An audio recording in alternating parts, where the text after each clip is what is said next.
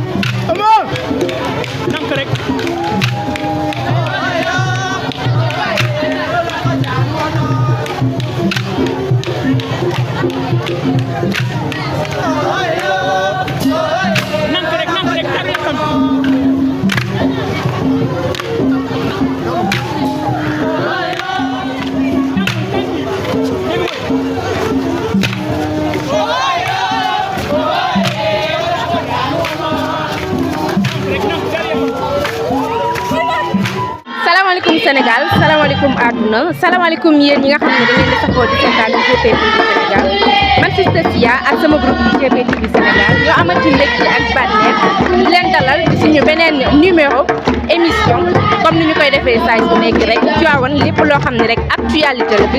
dañu leen koy indil ngeen koy topp ngeen toog ci seeni salle di ko seetaan en live tey nag ñi nga xam ne ñoom ñoo xewle kenn du leen présenté fii ci Tivaouane mu nekk groupe Emdg de Serigne Babacar si nga xam ne moom moo nekk li nga xam ne moom moo nekk ci kaw ñu koy sargal bu baax a baax di ko kontaanewaat bu baax a baax tey nag ñuy am seen 5e édition ci li nga xam ne moom moo di seen cours du soir bii di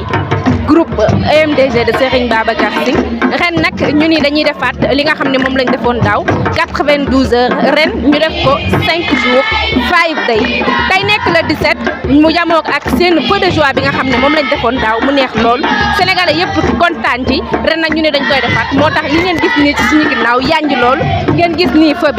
de joie la ñu woote tey dañ leen di wax ngeen topp ñu ndax lépp rek en live ngeen koy am di ko seetaan muy neex lool.